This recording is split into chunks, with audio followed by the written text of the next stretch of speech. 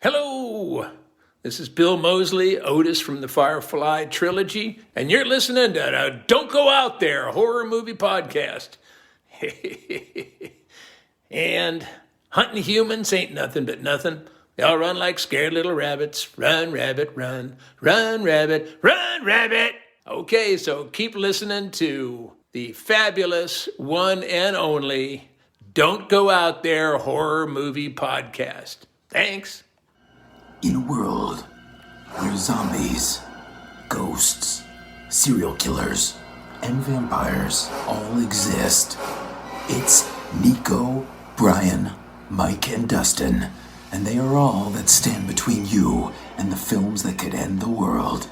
Welcome to the Don't Go Out There Horror Movie Podcast. Welcome back, everybody, to the Don't Go Out There Horror Movie Review Podcast. Just want to thank all our fans and listeners. We really appreciate all support. Before we jump into tonight's film review, I just want to give a quick shout out to our website, don'tgoouthere.com. You can find all of our episodes, interviews, our online store, our blog, and our celebrity shout outs if you want to check that out. And a quick shout out to our social medias. We got the big three: Facebook, Twitter, and Instagram. Just search for Don't Go Out There, and you'll see Brian's awesome artwork for us. Give us a follow and interact. We really appreciate it. And we're continuing our theme of the Never Seen It month. I almost said don't go out there again because you heard that flow I was in. We're continuing our Never Seen It month. This has been a fun month, honestly. We're seeing movies we've never seen. And Brother Mike chose 2019's Three from Hell. We're going back to the Firefly family. Mike, do you want to give your quick overview? So I chose this movie basically because I just wanted to go back to the Firefly family, and I really don't like or care for House of a Thousand Corpses. I know that's kind of a hot take in horror for most people. If you like the Rob Zombie films, that's normally one of people's favorites. It's not mine. But I did enjoy The Devil's Rejects, and I think it's a different kind of film. So I was interested to see how that all wrapped up.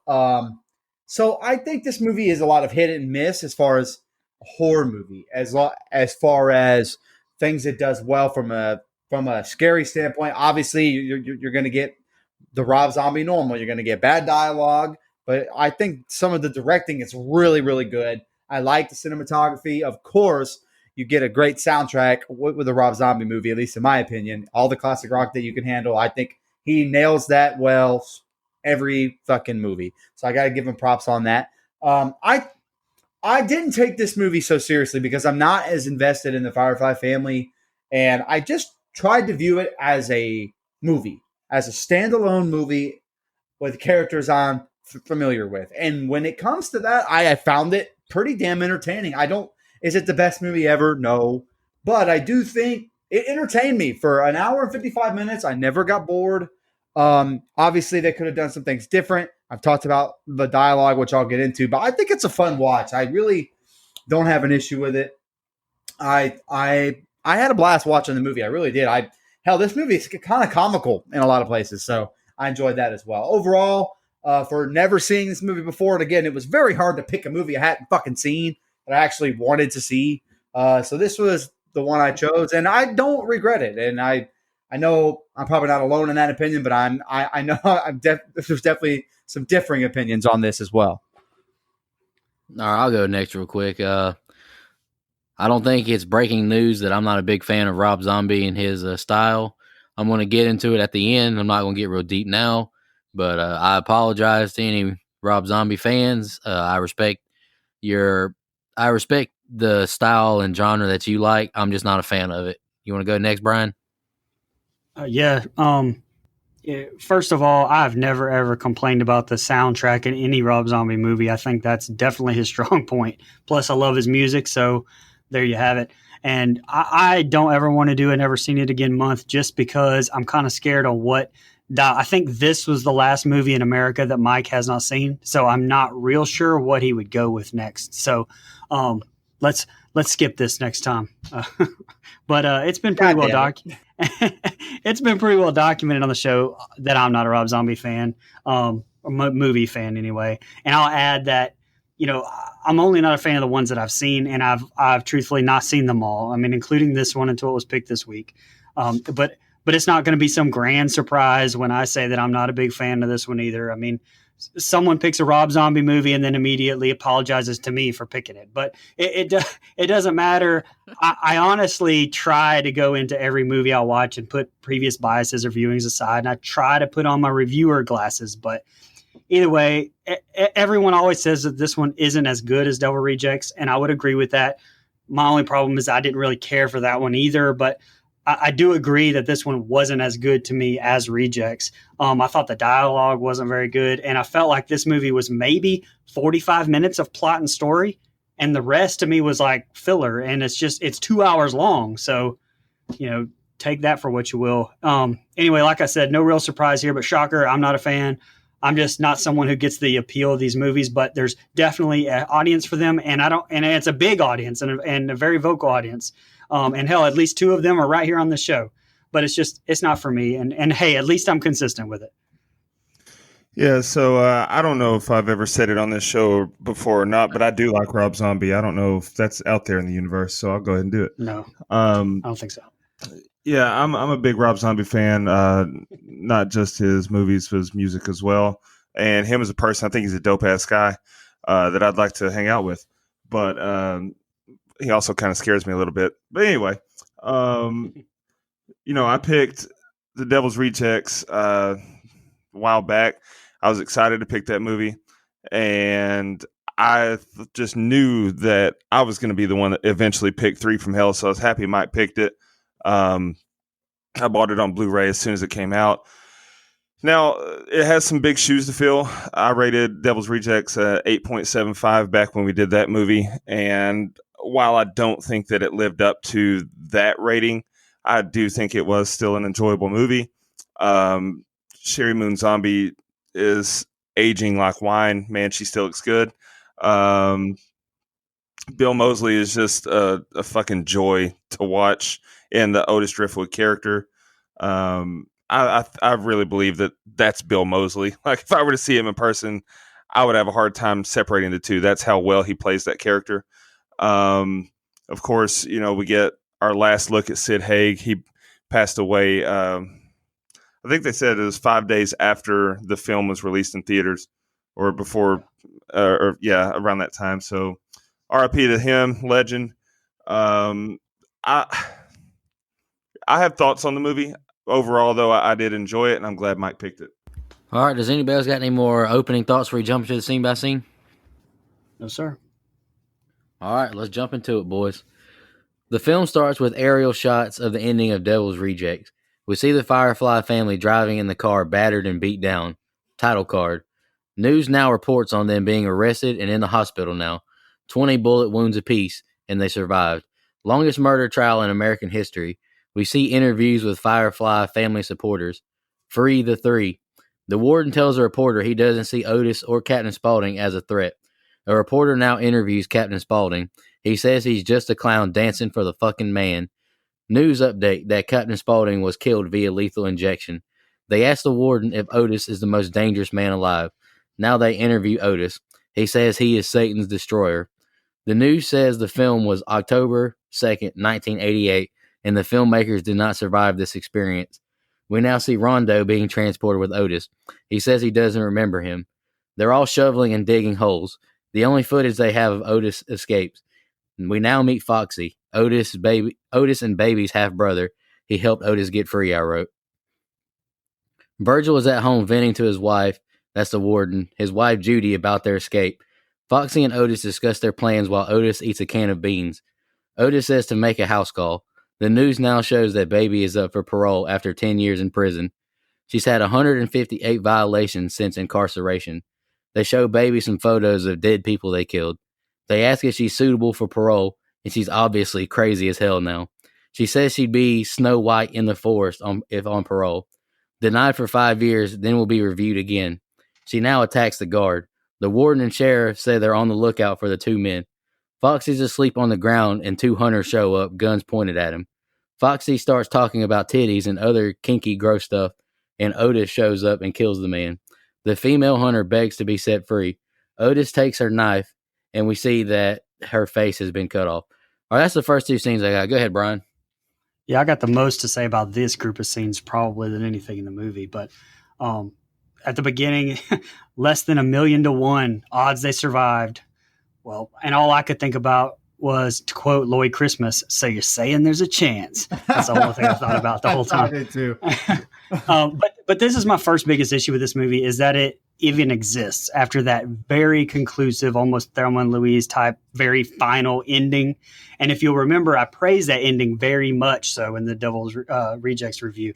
It was one of the positives, and I'm not a fan that's like now taken away. I mean, if it meant that I did not get this movie, so be it, because I think that ending was a very good. And studio interference sucks, man, because I know Zombie saw Sid Haig's health and wanted to write him out, but studio wouldn't agree to it. But I mean, they really should have just had him die in that shootout. I mean, it's believable at least one of them died, right? And again, real world, we know Sid Haig's health was bad, and there's a lot of rewrites in this, but I still think you could have marketed this movie with him like showing flashbacks or something to make the studio happy, because he's only in this movie very, very briefly, which isn't a bad scene by any means. I mean, it's Rob Zombie's dialogue, but it's in the character for Spaulding. But I mean, I think given the runtime, they should have just let him have that quote unquote gunfighter's exit, if you want to put it that way, and let him been the lone one killed in that shootout and still market it with that scene. But I mean, I know that's on the studio and that one's not on Zombie. Spaulding interview reminds me a lot of the one that Manson's most popular interviews from prison. And speaking of that, like, you get Otis, who Bill Moseley, friend of the show, actually looks like Manson in an interview that feels a lot of the same, actually. So it's another reason why I think we don't need two of them here. Again, I understand that's isn't the original role Zombie had for Sid Haig, so I'm sure that's one of the reasons, but just give me Otis here. I think Moseley has fantastic delivery, by the way, in this. And I'm not saying this just because he's friend of the show, Bill Moseley, but seriously, like, he's the high point of this movie by far. And I don't think that he was as good as he was in Devil's Rejects. I think he does the best with the dialogue that he's given. Example here was me listening to that exchange about Bogart. I'm Bogart, you're delusional. And me, I was just like, Jesus Christ, this dialogue is still horseshit. And then immediately I'm getting the Grim Reaper in a big black Cadillac, I'm a star, motherfucker dialogue from Baby, which, all right, okay. Let me be an asshole for a minute. I don't think I'm saying anything groundbreaking here by saying Sherry Moon Zombie as Baby, her draw is her sex appeal. I mean, where, yes, it was said multiple times how annoying she was in Devil's Rejects, but at least she had that sex appeal. And here's my asshole take that Dustin's going to hate me for, but I think that that's gone in this movie. Look, it happens to everyone, including myself. I don't look as good as I did nearly 20 years ago. Look, we can't all age as gracefully as Mike here, but she looks. Oh, fuck off. She looks, dare I say it. I'm going bald. Look, she looks, dare I say it, old in this movie. And without that sex appeal, you just have annoying. And I think that that's cranked up 1,000% by dialogue that's, yes, it's meant to show that she's gone crazier, but all it does to me is just come across as bad. Wow. Like, the least she's on the screen in this movie, the better it was to me. And I feel like almost every scene she's in, especially by herself, was just shoehorned in there to get Zombie's wife some more screen time. Like, one of those scenes is here in this parole scene. To me, there's no point. She's denied anyway. Just say, news report, Baby was denied parole today. Cool, there you go. You save some time in a movie that's already, to me, way too long. And let's see, I will say I laughed at the line where my biggest worry is that they might kill somebody. That one did make me laugh. And just the wood scene, I'll touch on it real fast. Great effects, gross as ever. And pretty much most movies, that would be probably the most gruesome kill. But God, this is a Rob Zombie movie. And I'll stop there and let you guys talk about the Trejo cameo in that one. Yeah, so I agree with you, Brian. Like, for everything positive I said about this movie, and I do have a lot of positive. Does this movie need to exist? Probably not. And again, I'm not a Rob Zombie super fan. There's some stuff that he's done that I really like, and there's some stuff that he's done that I really fucking hate. This I'm kind of in the middle on, where I really did love the end of Devil's Rejects. I love the Devil's Rejects. I think it's a really good fucking horror movie. So that being said, I'm not 100% sure this movie needs to exist, but I'm willing to forgive it because, again, it is what it is. It's here. Might as well try to enjoy it. I didn't like the fact that they somehow, or all of them somehow, survived that shootout. I agree with you. It would have been a much classier end to Sid Haig, just riding off into the sunset, being written off with that shootout. And I hate for Sid and Rob that happened. I think that's not. I mean, maybe Sid wanted to do it. I don't know. I haven't really looked into it. If any of you have, that's fine. But R.I.P. to the man, because I fucking love me some Sid Haig. I agree with you. Don't necessarily need his interview. I thought Bill Moseley is really fucking good. Like he's to me the star of Devil's Rejects, and I think he's really good here too. Like I think the character he portrays, again, I love him in Chop That Up and Texas Chainsaw Massacre 2. I love him in Devil's Rejects. And I love him here. Like there's something about his delivery, his ability to play this Charles Manson-y character, as you mentioned. I think it's really good. Not the best dialogue in the world, but I can't point that out in every set of scenes. I'm just going to come out and say it now, and that'll be the end of it. I am not a fan of Rob Zombie's dialogue. Not a fan of his writing style, but it doesn't mean that it's all bad in this movie. But just in general, it's just not my cup of tea. But that's okay. I think there's some really good directing here, and I have a hot take that I know Brian just vehemently disagreed with, and that's okay. I think Sherry Moon is good in this movie. I don't have a problem with her in this movie. Thank you. I actually think she's better here than she was in Devil's Rejects. She's a more seasoned actress. I'm not blowing smoke. I actually found her ability to kind of age the character just a little bit. And I don't mean looks, although, yeah, I mean, clearly she's older than she was, but I still found her attractive. But just her ability to kind of add a little bit of nuance to the baby character, I thought was really good. So again, not given the best writing, but I think the parole scene, yeah, it might have been unnecessary, but I enjoyed it. Like, I actually thought she was good there. She's clearly batshit crazy, and I think she plays it better here and is significantly less annoying in this movie than she was in Devil's Rejects, where 10 years in prison kind of hardened her a little bit. And I think there's some good stuff. And I don't mind her standalone scenes. Some are unnecessary. I think her seeing the kitty later is ridiculous and stupid and over the top. But there's some good stuff here as far as I'm concerned. I think she's better in this movie than she was in Devil's Rejects. And, I give her credit for Halloween 07 as Myers' mom. Thought she was good in that. Not so good in the sequel, but that's okay. As far as the rest of these scenes go, I love the wood scenes. And I'm okay with the addition of the half-brother. And I know there's some online debate about that, but I actually think it's good. Like, I think you still deliver on the 3 from hell, and I can't unsee, and I'm sorry, I'm drawing a blank on names here, the actor, not the character, but I'm drawing a blank on the name, but I can't unsee him as the coroner from Rob Zombie's Halloween 2, where he's just saying fuck, fuck, fuck, fuck, fuck, fuck, fuck over and over again as Michael Myers is like splitting his neck with a piece of glass. That's what I see him as, but I think he delivers here as Richard Brake. Thank you. Brake. Yeah, and he's in other zombie movies as well, I know. But I actually think he does a good job. I think he's believable, fits right in, and you obviously you couldn't roll with Sid Haig, so you had to fill that void with somebody, and I think he does a good job. And I think the wood scene it's brutal, it's violent, and again on the titty dialogue thing, but it worked, and I don't know. I thought it was fun, and cutting the face off is kind of gross and gruesome, but I think it worked for what the Firefly family goes for. So I didn't hate this set of scenes. This is probably why I don't hate the movie. Is this set of scenes right here, because it did hook me in. Like, I want to see how they're going to get baby out and how they're going to do all that. So I was intrigued by it. Yeah, so I want to take this opportunity to say that, Brian, you can go to hell, because Sherry Moon Zombie is very attractive in this movie. And by the way, call me sometime, Sherry Moon. Well, she's all y'all's. I was going to say, if things don't work out with you and Rob, call me sometime, because I don't want no beef with him. But Mike don't care. Mike don't care about beef. That's true.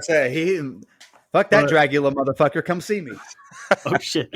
Oh, by the way, Rob Zombie's coming on the show next week. So Mike, you can tell him that then.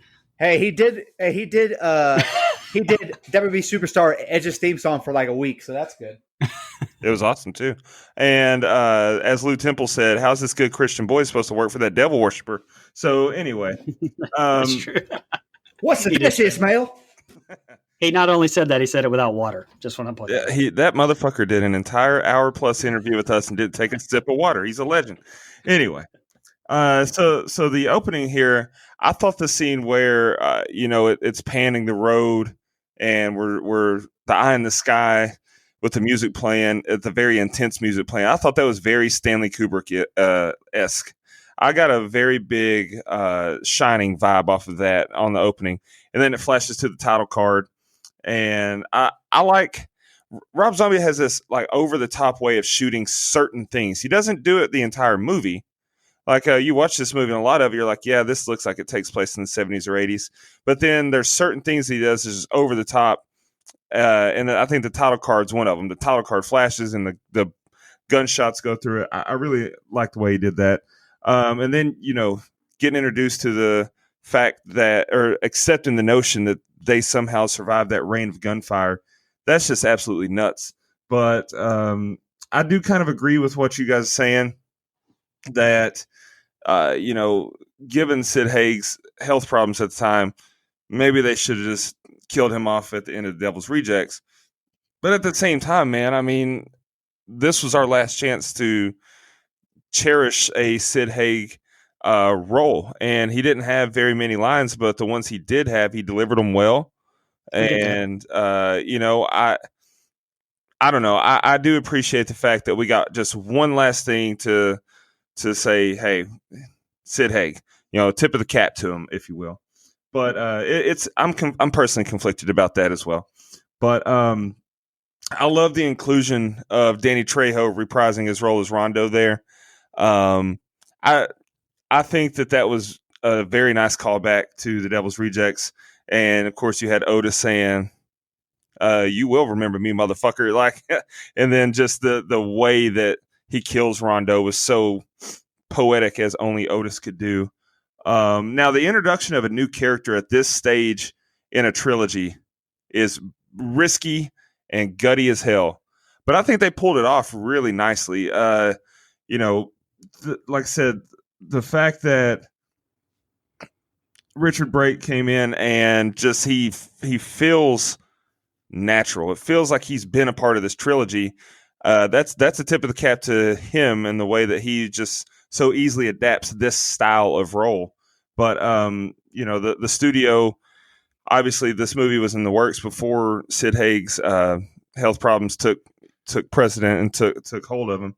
And Rob Zombie had to do several rewrites before he got one approved by the studios. But I think they pulled that aspect off. When you're going to add a new character, you got to do it right, and they did a good job.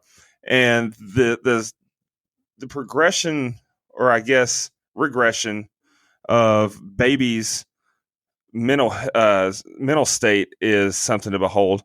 I mean, good God, she was. Now, for all the good things I'm gonna say about Sherry Moon Zombie, she actually got on my nerves at the start of this movie because I'm like, God damn, like, is she just tripping acid? What the hell's going on? She was out there, but at the same time, I think that's a tip of the cap to her because she's actually believable, I feel, as this psycho. Whereas some of her earlier films, I think that she was still coming into her own as an actress, and this just seemed like she was doing a much better job of portraying what she wanted us to believe. And then, lastly, the notes that I have on this scene: the scene with the hunters in the woods is tense, like only Rob Zombie can make it. I mean, the dialogue about the guy, he's got a barrel pointed at his face, and he's talking about the guy's wife's titties and guys pissing and shitting on her and stuff. Like, that's a guy who gives no fucks. And then, of course, Otis comes in with the kablowie right to the side of the melon there. And fun fact, the female hunter is Bill Moseley's wife in real life, Lucinda Jenny. And so I thought that was kind of a funny, not funny, but my God, just, geez, talk about weird. He's talking about Bill Moseley's wife in real life with her big old round titties and getting shit on and stuff, and Bill Moseley's standing right there on set. So that's kind of, that had to be awkward, I would imagine. But and then of course, cutting the face off. That's kind of a signature of this franchise. Call back to Devil's Rejects, and House of Thousand Corpses was not short of cutting body parts off. And so I thought it was a solid set of scenes to open the film and enthrall me in and enthuse me enough to see this thing on through for the remaining, what feels like 2 more hours after this. Easily. To be fair, Eli Roth watched his wife get fucked by Keanu Reeves. So, I mean, that had to be pretty awkward, too. Suck my fucking dick. All right, back to the prison. The guard escorts Baby now to fight 2 butch prison bitches. Fight scene with stab noises. What's the problem? Nothing, man. Go on. Nothing. The guard literally said that they're bitches, and she was one, and she was a female too. All right, fight scene with stab noises. I knew y'all was gonna laugh at that for some reason. The guard goes back, and Baby managed to kill the both of them, brutally murdered them, and "fuck you, Greta" written in the blood on the ground. The warden visits Baby while she gets her wound stitched up. He asks her who she's protecting. She then rambles on a pointless story to start meowing like a cat. The warden and Gerard get to the warden's house and enter a dark home.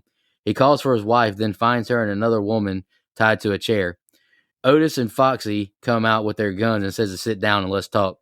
Otis shoves his thumb in Sylvia's mouth and says to expect the real thing later. Otis then shoots Gerard and panic ensues.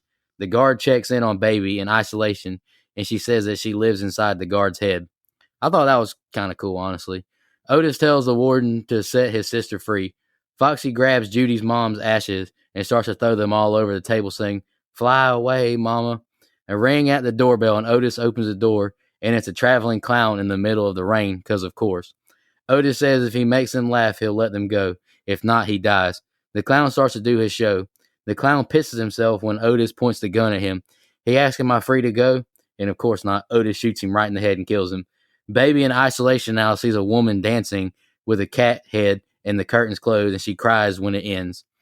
All right, Brian, go ahead, brother.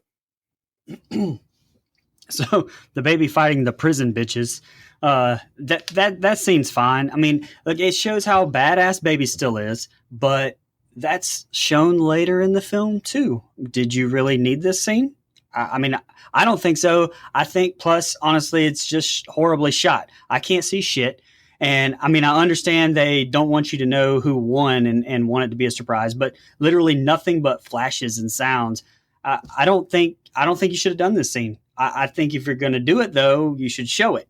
And again, I think you have another Sherry Moon Zombie shoved in scene with the warden where she's covering for the great Dee Wallace. By the way, she was in E.T. and Cujo and the original 81 Howling. She's a legend. And she's Laurie's mom in Rob Zombie's Halloween. Thank you. Oh yeah, I forgot about that one. That deserves to be right there with E.T. and Cujo. Anyway, she was great as Laurie's mom. You asshole. Look, she is a legend either way. But what's the point of this? Like her covering for her, because it set it up like she's going to help Baby out or something later to pay her back. And to me, that never gets paid off. Instead we get more meowing that Baby gives in the warden's chair for another 5 minutes. So again, I think that this is more that could have been cut out. And, I know we talked about this earlier, but I did write in my notes that I don't think that she plays crazy as good as she did in Devil's Rejects. So obviously that's just my opinion, but that's already been countered. The last thing I have is in the warden's house. To me, this is an example of not enough character development of these people, because especially the warden's brother-in-law and his wife, which I had to ask if that was even his brother-in-law. I wasn't 100% sure, because I certainly don't care about these people. So it's just random people to kill and torture, which, at least this moves the plot along somewhat and gives you another plot point with them trying to get Baby out. But even the clown, what the fuck was the point of that? Like, they never even say why the fuck the clown is even there. I mean, you do get Clint Howard playing the clown, and that Joker is the king of cameos. So maybe they were just like, hey, we need to get fucking Clint Howard in here to do it. Fuck it, make him a clown. But, in reality, you could have accomplished the same thing with the brother-in-law if you just wanted to show someone playing a game with high stakes. And, I think you would have cared a little bit more knowing that he's a friend or a family or something with the warden. But the clown? And if you're thinking this out, how are the rest of the hostages supposed to even believe that Otis is going to let them go for doing what he says when you just clearly lied and shot a fucking clown after you told him that if you made him laugh, he was going to let him go. So at least if you did that with a brother-in-law, then it would be one of those, okay, like they're fucking serious. We need to do this or he's going to kill us too. And to me, I don't think that that's logical. So in my head, that's how I would have written it out. All right, so I like the interaction between Sherry Moon and Dee Wallace as far as, the guard and inmate thing goes. Like that dynamic I thought was really kind of fun. I like the way that Sherry Moon played it. And I love Dee Wallace as well. The way that she says bitch just makes me laugh every time. I'm not gonna lie. There's just something funny about it. So I like that. And I like that. Now, I do agree with you, Brian. The way they shoot it, I would have expected a little more. I don't know if it was budget or just like a creative choice. I mean, either way, I would have liked to just see the fight. Let's just see it. It's a fucking Rob Zombie movie. Let's see all the gore. Fuck it. I mean, really. So I agree with you there, but I like the inclusion of the scene because, and it could be viewed as a negative. I've seen people use it as a negative. It always seems like the Firefly family is just about to get their comeuppance, and they never do. There's a part of me that fell for it here, where I thought that she was about to get, for lack of a better term, raped by these two, very unwomanly inmates that she has here. So that was nicely put. I don't know any other way to say that. But nothing wrong with that. Just pointing out what's going on here. I thought the scene was a little bit fun, though, because the picture of Sherry Moon from this, or that shot of Sherry Moon after that's over where she's looking up at the guard, is actually a meme now. So that's always fun. Good for Sherry Moon becoming a meme. 2020 is awesome. Yeah, I didn't hate it. I thought it was fine. On what you said, as far as, Bill Moseley and them coming in the house and kind of, getting them to try to get baby out. I like everything about all of that. I really do. I love the back and forth. I think it's intense and scary in a way. Like, I love all of that. But everything you said is exactly how I felt the minute they brought the clown in. And I don't know if it was just to kind of make them seem more sick and more twisted. But we already got that point. Like, we get they're fucking weirdos and sick. I don't necessarily need this clown. I felt like that dragged it out a little bit. Wasn't a huge fan of that. It kind of wasted time. But I like the back and forth, and I like all that. Like, I think that's a really good set of scenes. It's it kind of made me sit on the edge of my seat and kind of wonder yet again, are they going to get their comeuppance? No, because we still had another fucking hour and 12 minutes left. But either way, and I think, listen, this fucking cat dancing kitty scene, whatever, that scene can go fuck itself. That scene can, to quote my old self from older episodes of this show, that scene can go to hell. No on that scene. But I didn't hate anything else. I thought I'm still fairly entertained. Few nitpicks, few dialogue nitpicks, few camera shot nitpicks. But other than that, I'm entertained. Yeah, so first of all, a prison guard that's going to take an inmate down and just let her get the shit kicked out of her or murdered or whatever her plan was there makes me think, Greta deserved that headbutt she got. And I don't feel any sympathy for Greta at all. What happens to her later? Absolutely not. No, absolutely not. But I actually do like the way that shot was seen. That scene was shot, rather, because like you said, it kind of builds the suspense of, oh shit, baby's gonna get fucked up. Like at the very best case scenario for her, she's gonna be maimed. But no, that comes back and she's cut the one girl's intestines out. She's carved her name to the other girl's forehead, and then she took their blood and spelled, what did it say? Fuck you, Greta, or love you, Greta, with a heart. I think it said fuck you, Greta. But anyway. Yeah, that was for you, Greta, or something like that. Something along those lines. And I actually like that because, like I said, this movie has made me led me to believe that baby is insane And I don't know, does she still have it in her? And this set of scenes let you know, yeah, she's still that bitch. Like, she'll still fuck you up 2-on-1. It don't matter. And so While I like the handcuffed. way while handcuffed, she's a badass. So yeah, I like that. I like that scene. Now, the crying in isolation with the cat, like, what? Okay, is she on acid? I asked that earlier, and I'm being dead ass. Is she on acid? What the fuck is happening? But I don't know, man. That just trips me out every time.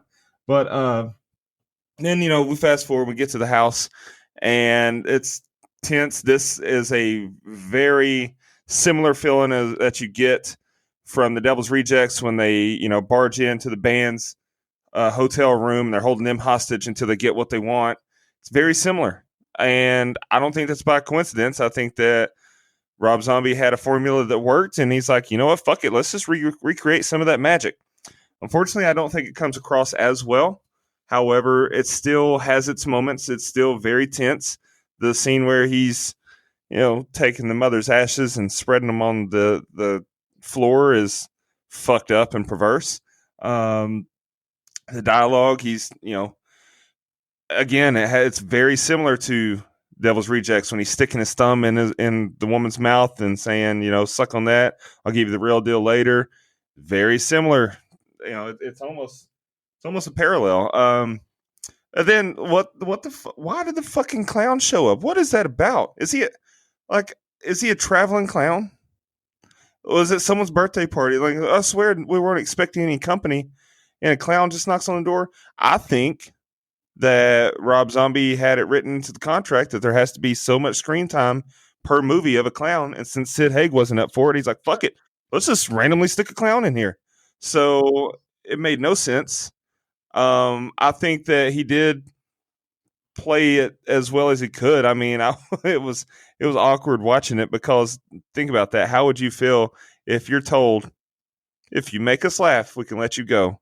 And you could tell how uncomfortable he was. And then half the room is disinterested, like, yeah, I'm going to end up killing you. Half the room is crying, scared because they're like, God, we're all going to die. And then, I thought that Bill Moseley played it well when he's like, did he just piss himself? He goes, oh, fuck, you made me laugh. Like, I thought that delivery was perfect. And he's like, oh, so you're going to let me go? Yeah, you can go straight to clown heaven. I actually like the way that was wrapped up, but it was completely unnecessary. I don't give a fuck about the clown. And like Brian said, I don't give a fuck about most of the people in this room. You did nothing to make me care about them.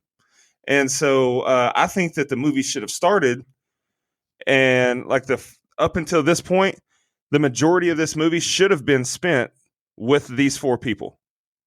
Give me their backstory, give me their home life, make me invested in them, make me see why they care so much about the Firefly family, and then take their lives from me, because that will make you feel like, oh, I really wanted them to succeed. When at the end of the day, I was walking away from this thing and, yeah, they died. Okay. So that's how I felt.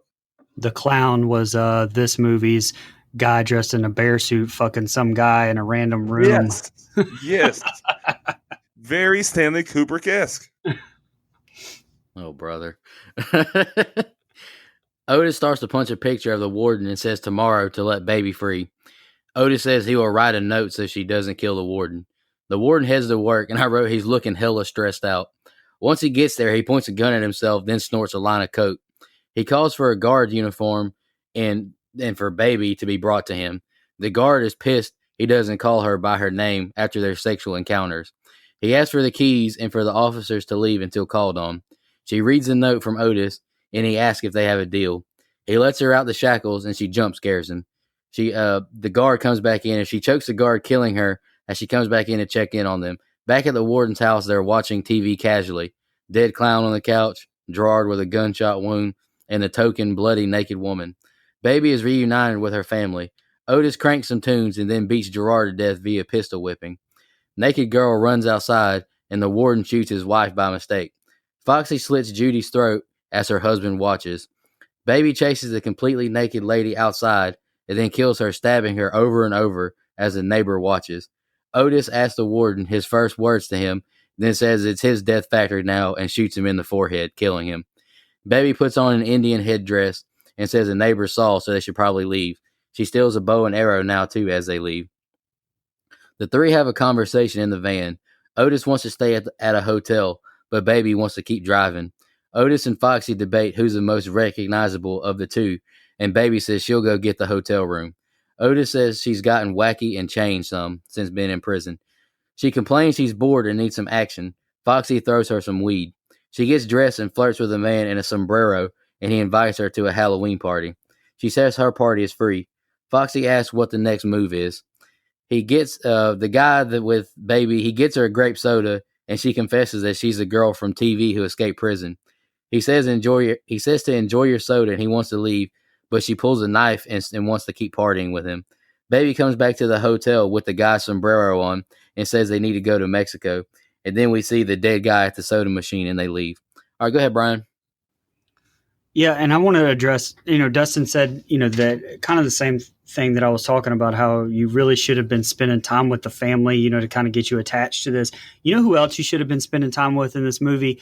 Aquarius. Fucking the fucking main bad guy, basically, of this whole movie is who you should at least be getting to know here a little bit, at least in this set of scenes, because you got, I don't know, an hour left, I think, of this movie, and we still haven't even seen him yet. So that's somebody else I think that should have been getting some more character development, and I even have that in my notes later on when he actually does finally show up. But yeah, look, I kind of laughed as the sergeant is told to bring in Baby, because you find out that she's fucking around with the warden. Is literally everyone in a Rob Zombie movie a piece of shit? I mean, every single character. But then I kind of was like, well, maybe that's the most like real life. Pretty much everybody's a piece of shit. So I guess that makes sense. Murder of the murder of the warden and everyone. I mean, this to me is where you could have just opened up and showed the brutality of Baby.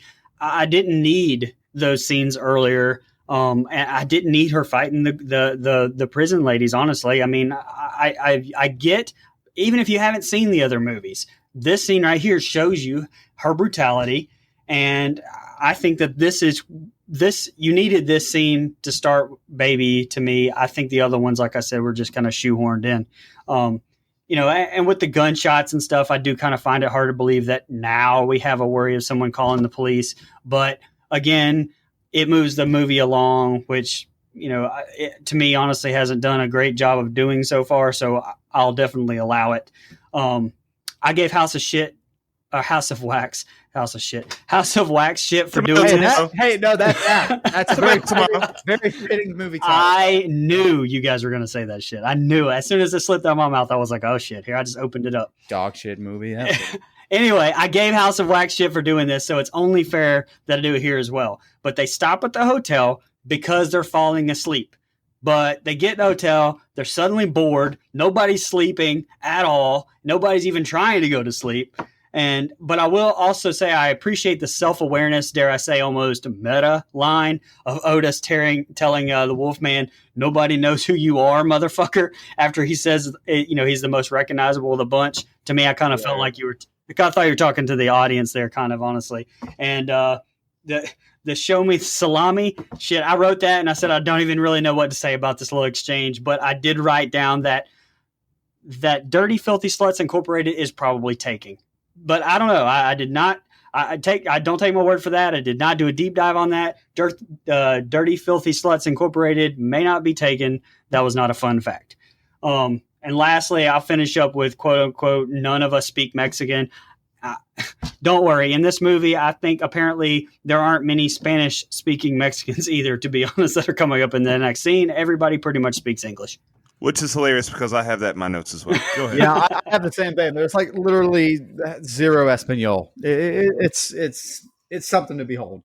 Okay, so I have a little bit of an issue with the early part of these scenes, only because it was definitely predictable that all these motherfuckers were going to die regardless. Like, Firefly family ain't leaving anybody alive, man. Get the fuck out of here. So the whole plot device to kind of get Baby out was fine, but not a big fan of the scene. Although, like I said previously, Greta had that shit coming, man. She kept barging in the room. It was none of her goddamn business.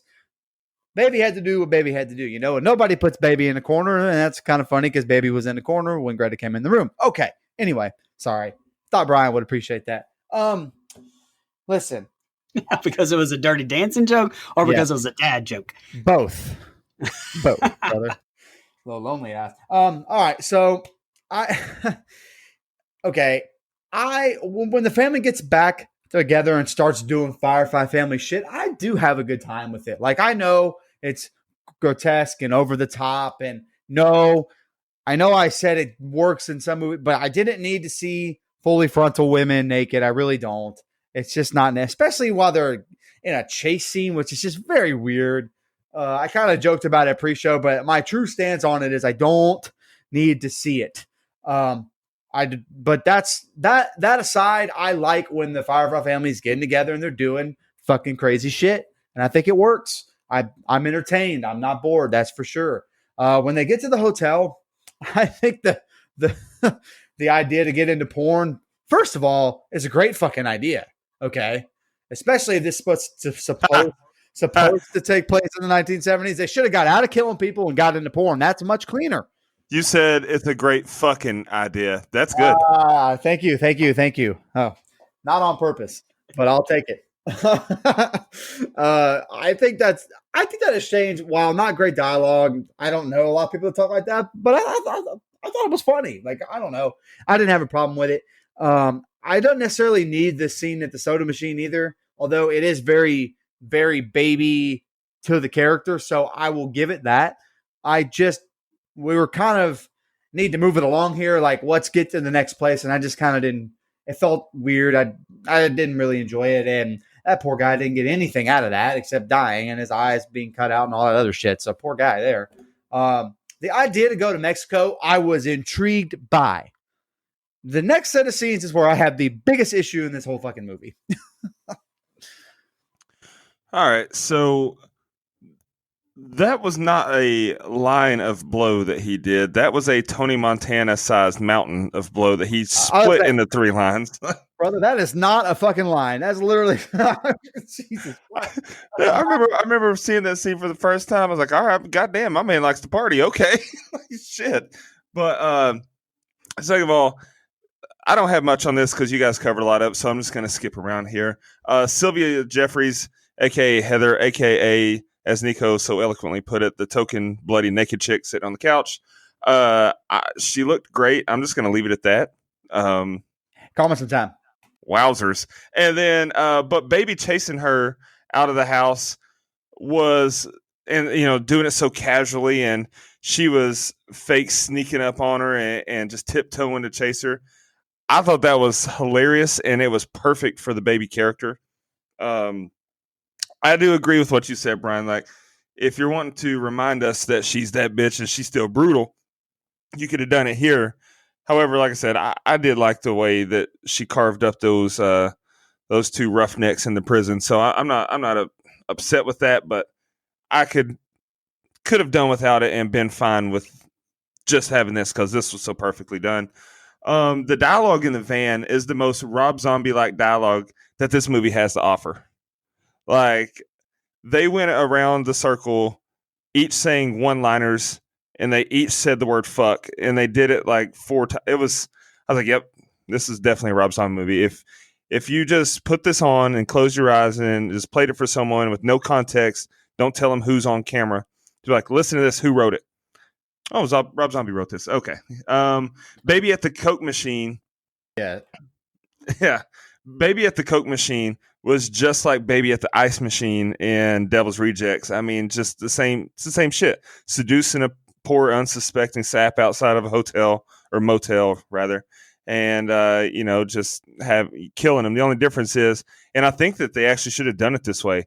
I think they should have done it to where she seduces him and they steal his hotel room or something to hide out for a little bit, because that would have just made it even more like, is this just a remake of the same movie I've already watched? But nonetheless, I do like it because the sombrero did give her the idea, let's go to Mexico. And the last thing that I have on this was the hilarious line that she delivered when he's like, I don't speak Mexican. And then she says, well, how hard could it be? Little kids speak it. That's hilarious to me. That was On- good. I'll give it that. On the road now, and they make it to the slums of Mexico. Foxy finds a motel while Baby complains she stinks. They meet Carlos, the motel keeper, and he has Sebastian carry Baby's luggage, and he takes him to their room. He tells Otis he's got 3 baddies for him if he wants them. Baby says Mexico sucks now. Carlos calls Aquarius and tells him about the Firefly family being at his motel. Aquarius is Rondo's son, and I agree with you. Brian's a great point. They should have established Aquarius before all this. Carlos, he says he wants 10,000 American money. He tells Carlos to have 3 coffins waiting. Baby asks Otis if it's worth it. Then they reminisce on Captain Spaulding. Foxy complains that Baby didn't include him, but then Otis says that they can still cause a lot of destruction. He says, let's go get fucked up, and they howl like wolves.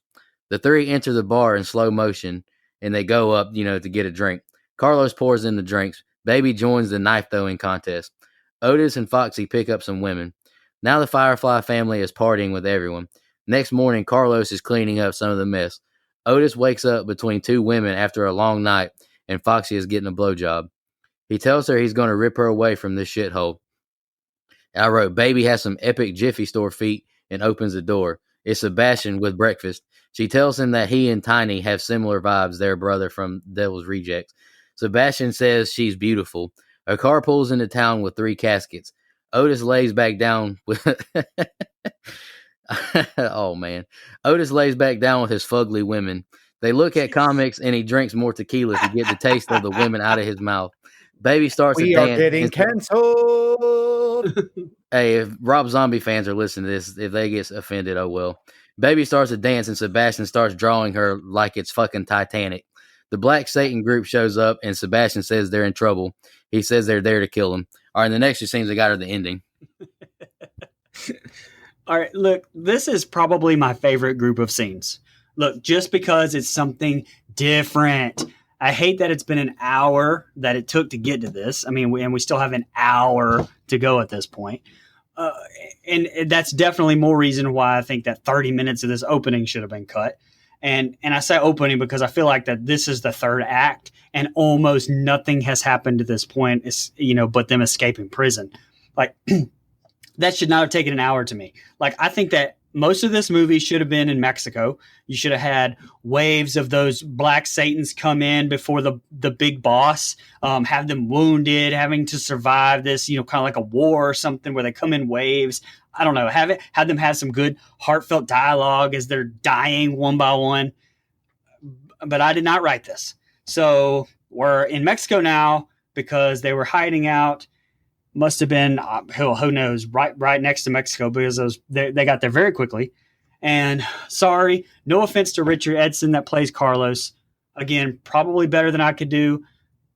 No, fuck that. I could do better. Awful acting performance, totally awful, I think. I appreciate the drinking at the bar. I do feel like it's Devil Rejects kind of greatest hits here, but I do feel like that it's different enough that it still has me. And I think that this should have been right after they were released from jail and they were catching up. But hell, I didn't write this. Baby doing karate moves on Otis as they're looking at the hotel, to me feels like the very first time that this movie had soul, like the first time that they had some chemistry together in this movie. And the very first time it felt natural and that they were a family. Like that's the first time in this whole movie, an hour into it, that's how it felt to me. I do like Aquarius being revealed to be after them and Trejo's son. It's just, like I said, it felt too quick. And like I said earlier, I think that they should have established this way long ago to make me care about this Aquarius guy. And, the knife throwing contest was what I was talking about earlier. It just feels like something for Sherry Moon to do. Like, I mean, we spend like 20 minutes here in this scene that we don't need more character development here. So I just feel like that this was another one with her that's just shoehorned in, which, I guess you could go either way with that. And, a little fun fact with Inagata DeVito Baby playing, which, by the way, I mean, you can never say, and I said this at the very beginning, like you can never say zombies movies don't at least have a soundtrack that's good. So that'll give this a rating bump for me for sure. But that was actually the same song requested by Bill Moseley as Chop Top in Texas Chainsaw 2, which I'm sure Mike is going to pick down the road. But Goddamn right I am, pal. but again, this was my favorite group of scenes in a movie that hasn't been really great up to this point.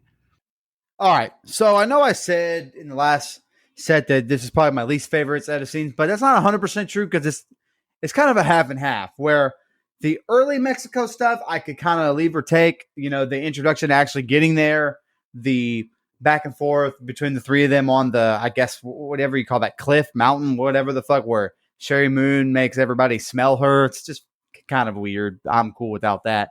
But, even when they're getting a hotel room, motel room, and the interaction, everything up to when they decide to go out, get drunk, and fuck shit up is kind of, I could leave that on the cutting room floor. Don't care about it. I do agree that I wanted this character to be established just like you guys. So that's something that I, once we introduced that it was the character that Danny Trejo played, son, like, okay, like, I don't know, a little fucking late for that. Like, I would have loved to see that be something that we hit on very, very early, like you guys already mentioned. And to get him right here a little late in the story, not a big fan of that.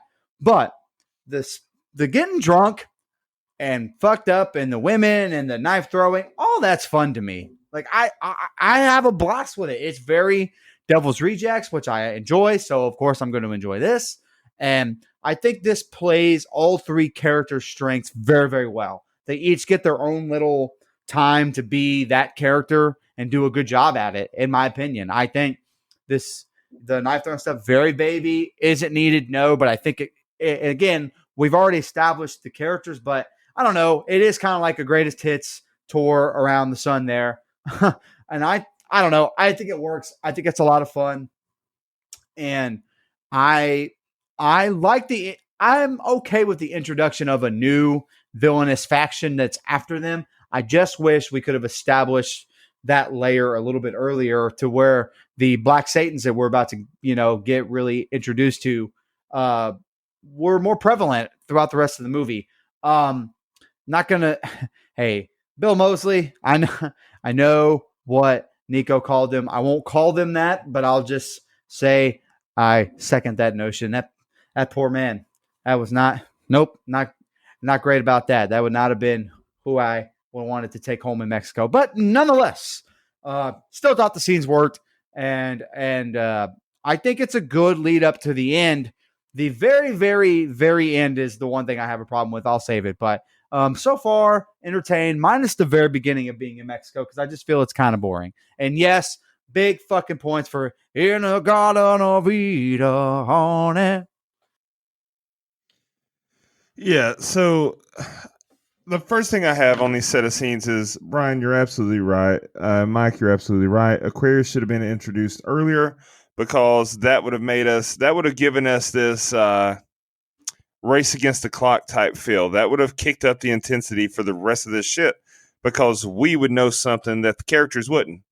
Okay, someone's after them. This is building intensity. They're moving at their own pace, but little do they know danger's coming for them. So I would have appreciated that more, and would have made me care more about him.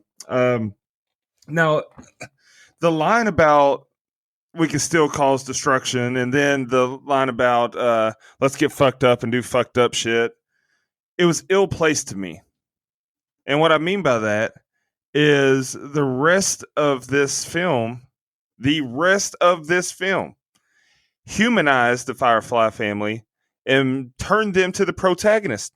The rest of the movie, I don't know about you guys, maybe it's just me, but you're rooting for them to win, to get out of this, to succeed. And I think that just made that line was ill-placed. They could have said that back when they were at the warden's house or whatever, right after they kill them, or when they're at the hotel. But you're going to do it here when they're in Mexico, when it's like, okay, we made it. Let's just ride out the sunset, and we're only going to kill those who are coming after us. That's bullshit. I do love the knife throwing scene, because it was very baby-like, and it just further proved her badassness. Like, she's out there hanging with the fellas and kicking their asses. But my God, these are the worst Mexicans ever. They don't speak Spanish. And it's not just them. It's not just this movie. It's something that I actually have a huge problem with a lot of movies doing is, okay, I wouldn't have a problem if they're talking to the white characters in English because that's understandable.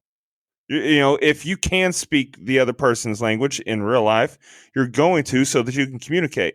But when they're talking to each other, and it comes into play later when Aquarius is talking to the Foxy's whore. They're speaking English to each other when no one else in the room. That's not how they would do it because that's not their native tongue. I have a huge problem with that. And then another issue that I have now, I will say this is probably my favorite set of scenes in the film. I know it doesn't seem like it, but it is because the action picks up. We have reason to care about this movie now because, like, oh, who's going to win? Before, there was never a credible threat to the Firefly family's survival. But now you've got these fucking badass assassins after them. There's a credible threat. But another problem that I have, another flaw that is just abundantly clear in this movie, is that it's just not believable. It's not consistent with the other two films in this franchise because Sebastian flirting with Baby was working. He was getting over. And in the previous movies, Baby didn't give a shit about that. She was manipulative. She only cared about herself and killing people and her family. But she had the touching moment, like, you remind me of my brother. He was huge and you're small, but blah, blah, blah. Like, that's just not believable and consistent, in my opinion. And that just furthers what I was saying about how all of a sudden we find ourselves saying, I hope they make it. These kids have got a bright future. Fuck that. These are the villains. There shouldn't be another group of villains that I'm wanting to die more than I want the Firefly family to die. So that was my flaws with the scenes. But that being said, like I said, it was the most exciting set of scenes in the film. That and including the conclusion. All right, the Black Satans, they kill the two women with Otis, but Otis shoots them, fending them off. Baby kills another member of the Black Satans with a bow and arrow as she hides. Well, she shoots them, but then she stabs him in slow motion, finishing him off. She kills another member with the bow as he finds his dead comrade. Aquarius asks Foxy, I can't even read that part, tongue twister. Aquarius asks Foxy, woman, about her new boyfriend. He kills her with a gunshot as she walks away. Foxy sneaks up behind the two men pursuing Otis and Sebastian. Otis finishes off the guy Foxy didn't quite kill. Baby kills another with a bow and arrow. The three enter the middle of town. Aquarius stops Foxy with a gun to his head. Otis enters the car with Carlos as he tries to leave. He offers to split the money with Otis. He shoots him, killing him. Fucking rat, Otis calls him as he leaves the car. Sebastian saves Baby from death, and she stabs the Black Satan member to death. Aquarius knocks her out, but spares Sebastian. Foxy and Baby are tied up. He shoots Foxy in the chest. Otis joins him in town. Creep challenges Otis to a machete fight. Foxy thinks they're fucked, and Baby says to kill them. They start to combat. Sebastian sneaks up and cuts Baby and Foxy's ropes, restraining them, and then hands Foxy a gun. Sebastian shoots Aquarius, but then Sebastian gets gunned down. Foxy shoots him, and Otis finishes off Creep with machete stabs. They put Aquarius in a coffin and wait for his spirit to break. His last words are, fuck you, and they pour gas on him and set him on fire. And then the three walk off, and then the credits roll. All right, Brian, what do you think about the ending? I'm just going to make this one short and sweet because I've got a little bit more thoughts, but I'll save them for the rating. But I will say, fun fact: Sherry Moon Zombie actually really had to train for a while to learn how to properly shoot that bow and arrow, and I thought that it fit in just fine. I think she looked perfectly naturally doing it, so that's a plus. But I will say that I hated the ending. I'll say it again, and I don't care. One of the best parts of Devil's Rejects was their big ending where they all went out dying in a blaze of glory. So maybe he wanted to not do that again, but that had no hope of a sequel, you thought, yet it did get a sequel. And now we get them living on with pretty much no real life hope of a sequel. So I have to ask why. Like, I do kind of disagree with Dustin on that last thing you said, because I definitely would have honestly much rather them gone out dying again and Trejo's son getting his revenge. But shit, anyway, why would I get what I wanted in a Rob Zombie movie? Because fuck me. That's all. Yeah, I have short thoughts on this too because I've given this movie some praise, and I was actually kind of surprised by how much I've enjoyed it up to this point. To be honest, I think they kind of take a steaming hot dump on that here, though. I fucking hate this ending. I don't like that we've made the Firefly family the protagonist and not the antagonist. We've given them a villain group to face against that makes them, in wrestling terms, they've turned babyface. And I don't think it works. Like, I want them to be so good at being bad that you admire it, but you still want to see them go down. Like, that's kind of how I view the Devil's Rejects and why I love that ending so fucking much. And here they just seem like superheroes or something where they keep fending off everybody. I think it would have been a good time to just put a fucking end to these maniacs. Like, it almost goes way back to our beginning point is, does this movie need to exist? Probably not. I just think they kind of fell flat on the ending. I don't know what else I would have done besides kill off the Firefly family, but if this is going to be the last film, you should probably kill your villains. If they're not, one of those supernaturally, zombie Voorhees or Michael Myers or Freddy Krueger, something like that quote unquote can't be killed. If they're not one of those characters and they're just fucking crazy people, then we could kill those guys and do it the right way, and it'd be a badass scene. And instead, we just kind of get a guy we just got introduced to being set on fire, and it just did not work for me. Not as good of an ending as the Devil's Rejects, and I hate to keep comparing it to, but again, when you go out and make a sequel, and I'm really not so sure why Rob decided to do it in the first place. I don't even think he likes sequels that much. I know that he's made a couple, but The Devil's Rejects is not so much a sequel to House of a Thousand Corpses to me. It's very, very different. It's a very different movie. It has some holdover characters, but this movie literally is almost the same movie done just a little bit differently as The Devil's Rejects. So it is a sequel. And I don't know if it was necessary. I had a fun time up to this point, and I was a little let down by the ending. Yeah, so I've got short notes as well. I think the action is intense. There's a lot going on, a lot of deaths happening, a lot of action going on, which I'm perfectly fine with. I think it was well done. I think it was shot well with great cinematography. I think the angles that they used, some of the tricks that they used to make the arrow shots happen, production wise, was very well done. Overall, it did have some positives. However, I want to clarify, Brian, you said you want to disagree with me. I'm not saying that I think they should have lived, but I'm saying, like, as a moviegoer, that you've turned them to the good guys. But I do still think that they should have died, because how the hell is this going to be the conclusion? You're saying there's no more. This is the last of these movies. Well, we don't have a reason for it to be the last one now. I'm not saying go and make another one, but the way that Devil's Rejects was wrapped was, okay, they're dead. Let's move on to something else. Let's put this chapter behind us. But they're all alive now. Obviously not Spalding, but the new character you've introduced us to, and Baby and Otis, they're alive. So what is there to lead me to believe that this is indeed the end of their saga? I don't think it should be. I think that, I mentioned Tony Montana earlier. I think there's a way it should have done. If you want to have them still go out like this, be badasses and kill all the bad guys. If you've seen Scarface, you know that the way Tony went out, he didn't see it coming. He's just mowing down people left and right in his house, and the guy sneaks up the balcony through the back window and shoots him in the back. Do it like that. Fuck. Like, they should have died somehow. Yeah, I mean, it was a disappointing end because, like I said, and like we've all said 100 times, the ending of Devil's Rejects was so perfect. Like, you feel like they went out in a blaze of glory. This one, they're just walking off like, well, fuck, we can't be killed. So a little bit of a letdown, but overall, it did have some positives in the way that it was shot. All right. Y'all got any more final thoughts on the ending before we jump into a fan question, which we've kind of touched on, but we'll answer it.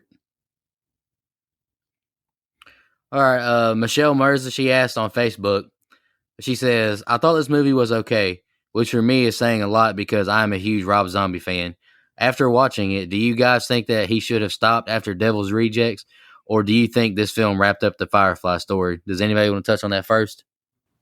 Go ahead, Dustin. Well, I was just going to say, since I think it's very clear that I'm the biggest Rob Zombie fan of our quartet here. I think both. I think that I am glad it was made because I didn't hate it, and I will watch it again. However, it didn't wrap shit up. Like, to me, it left more questions than it answered.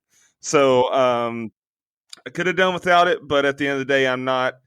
I agree with her assessment. I thought it was okay, but yeah, it is what it is. And knowing Rob Zombie, I don't think that he's satisfied with that. So we may get another installment, even though what we've been told.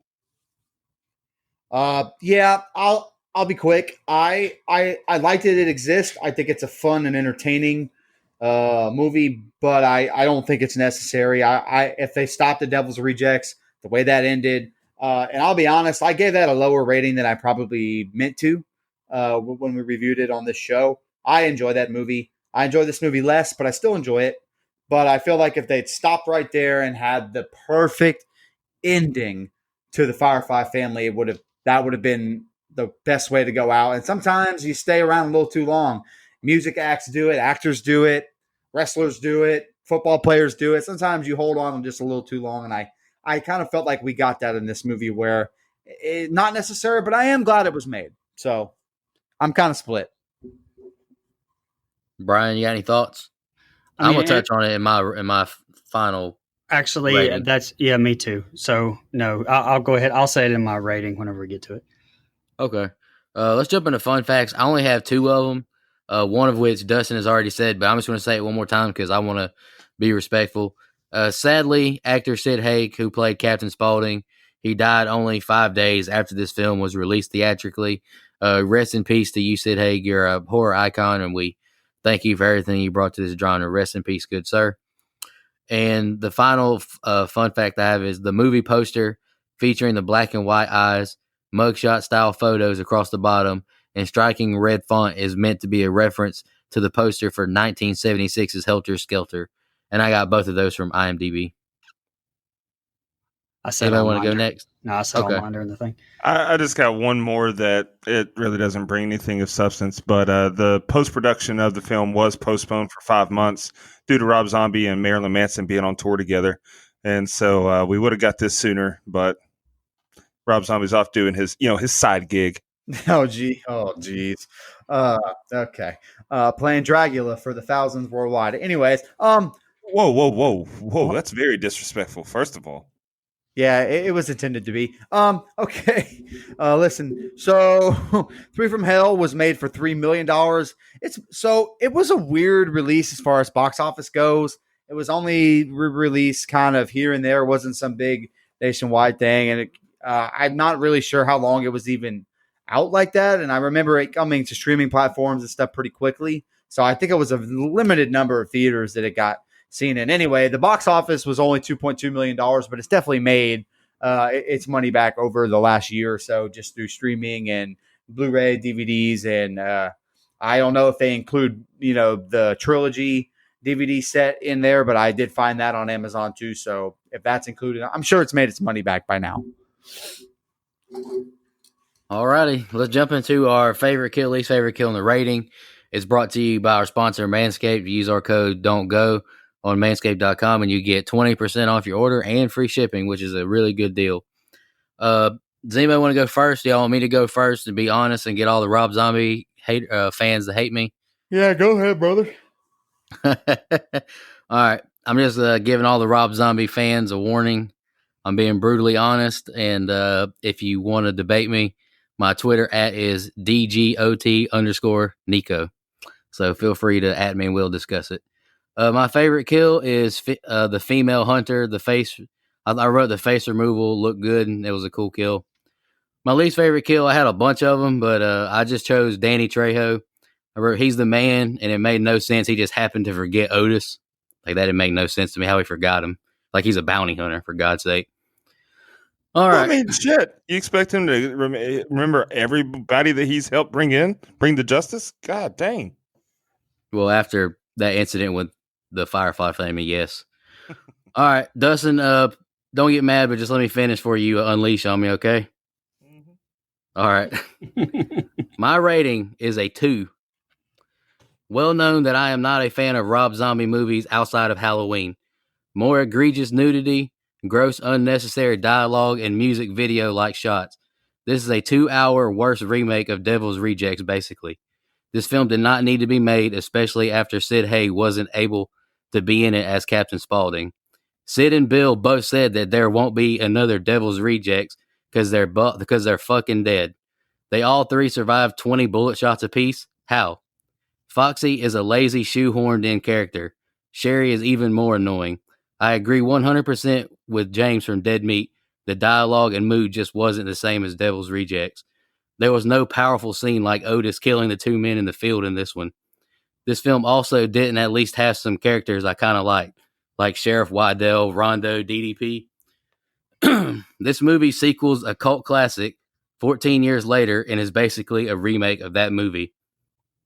We've said on this show that Rob Zombie has a good horror movie in him.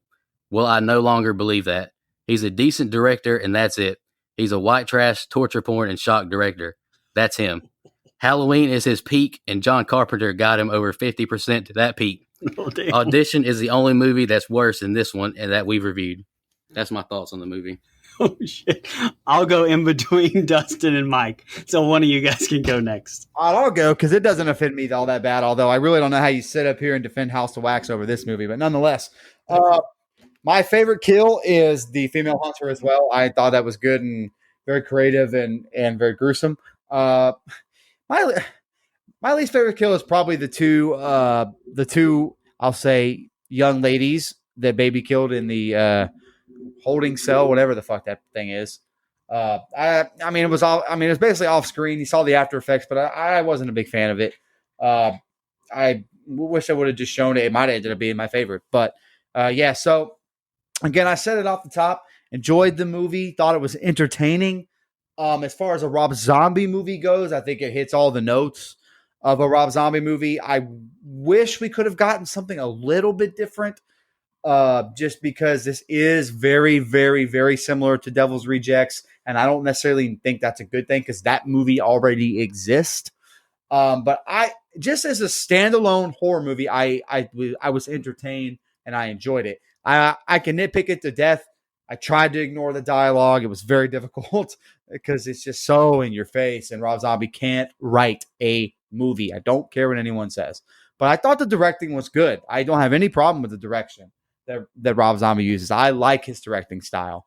And if I'm in the mood for a Rob Zombie to be in that Rob Zombie universe, I would rather throw on Devil's Rejects, but this isn't bad. Like, I don't think it's his worst film. That would be 31 to me. I think that movie sucks balls. But I don't think it's as good as Devil's Rejects or even his Halloween remake. All that being said, entertaining to watch, not as good as Devil's Rejects. So I'm gonna put it at a flat 6, just a little bit below Devil's Rejects, which I did clearly state that I would rate higher now if we redid it. I would probably rate it about a 7.25, 7.5 with how much I enjoy that one. But I think this one is probably a 6.5, depending on my mood of the day. So not bad, not great, just kind of right there in the middle. Okay, I'll go. And if you have a problem with me, my Twitter ad is SettleMLCFB. I'm sorry. Anyway, I don't think there's much point to this movie existing. I kind of said it before. If you're going to undo their quote unquote gunfighter deaths in the Devil's Rejects, give them something to do in this movie that says something. And to me, this movie didn't. Like, it felt like a cash grab by someone. Now, whether that someone was Zombie or the studio or somebody, that's just how it felt. It felt like it was thrown together at the last minute which is odd because it took 14 years to make this. And I mean, I know it had to go through rewrites without Sid Haig, but I kind of feel like you just put Wolfman in a spot, and I know it's a little bit different type dialogue, but hell, it's a Rob Zombie movie. I mean, you know what you're going to get, so I don't think it was that much of a difference. It was kind of hard for me to pick best kill and worst kill because all the quote unquote good kills you get off screen, like Mosley's wife and the woods and the two prison bitches. Everything on screen was gunshot to the head, gunshot to the gut, arrow to the head, gunshot to the back. So, I mean, I actually picked Aquarius's kill as the best kill because of his performance, and the actor's name escapes me right now, but his screaming while he was burning was pretty blood curdling. Like I really thought he did a really good job in that performance. So to me, that's why it stands out as the best kill. When in a Rob Zombie movie, there was a lot of forgettable kills, and that was a little bit disappointing. You know, if you go into this thinking you're getting torture porn, hostile type kills like you have gotten in the other ones. So, and I don't really have a worst kill because of what I just kind of said. So, to me, I gave Devil's Rejects a 4. I think that's better than this movie. I also give this movie a point bump, like I always do for a zombie music. His soundtracks are always on point. And speaking of point, boom, give him an extra point. I give it a 3.5. Okay, so first of all, we're gonna have someone give House of Wax an 8, and then say this is the worst movie they've ever seen. Okay. Second of all, Mike, a noted Hanson fan, is gonna say that Rob Zombie and Dragula sucks. Okay, and that's all I have to say.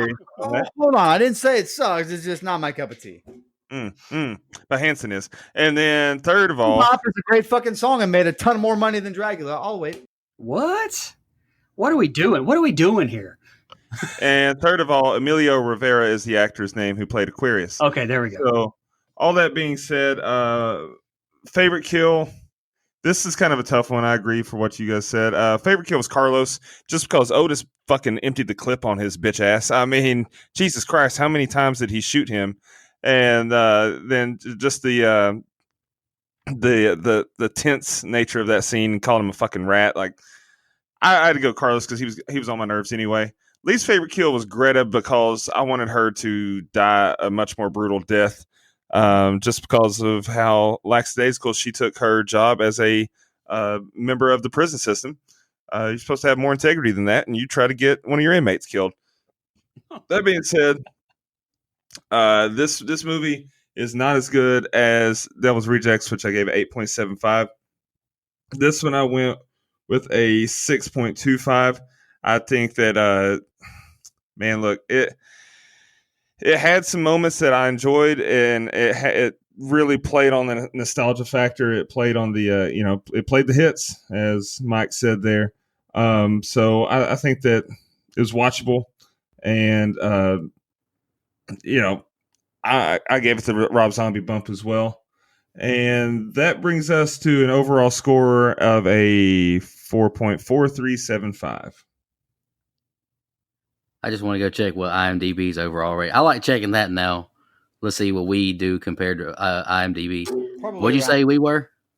4.4375. I think this one's a 5 point. It's 5.5. Yeah. Out of 11,290 ratings. Yeah. Okay. That makes sense. Does y'all got any final thoughts on this before we get out of here? Yeah, just come back next week where we break down the monetary accomplishments of Hanson versus Rob Zombie. I said the song Bop, asshole. Listen to what I say. Dragula's a better song than Mbop. No, the fuck it's not. Yes. Yes, it is. Way better. Okay, let's look up the monetary value of both songs here. That does not make it good. Yes, it does. Makes it significantly better. With sure 9-year-old girls. Hey, I'm sure Lil Pump's got a banger too, but it's not better than Dragula. Well, that's true. I mean, that's easy. All right, let me go ahead and announce my pick for next week, and I'm going to lose a little bit of credibility because I put a movie that I've never seen on my must-see movies in October. At least show yourself out, pal. I don't care. This is our show. We make the fucking rules. I picked it's a cult classic movie, I think. Trick or Treat. I'm excited to watch this movie. I've heard a lot of good things about it. but I really don't know much about it except that Sam is really loved. So I'm excited to watch this movie. Anybody got any more final thoughts before we get out of here? Or we celebrated 200,000 listens this week. That was awesome. Yes. Really appreciate that. We really appreciate all the support, honestly. Without you guys, I mean, we would still do the show, but it means the world to us that people are listening and liking and interacting with us. So we really appreciate that, y'all. Yeah. Go rate us on iTunes 5 stars. Go get your mom's iPad. Go get your dad's phone. Rate us 5 stars on iTunes. Go to Verizon. Go to AT&T. Take all their T-Mobile, phones. Cricket. Get all the iPhones in there and rate it 5 stars. By God. I don't care how thirsty you sound. We're thirsty. Give us some 5 stars. I am actually thirsty. You know who's not thirsty? Lou Temple. Lou Temple still to this day. No, Lou Temple. Huh? Lou Temple still has not drank a glass of water since that interview. Love that guy. Friend of the show, Lou Temple. Friend of the show. He called me out. It hurt my feelings, but I felt good about it. Hey, thanks everyone for the support. We really appreciate it. Y'all have a good one. Just want to remind everybody.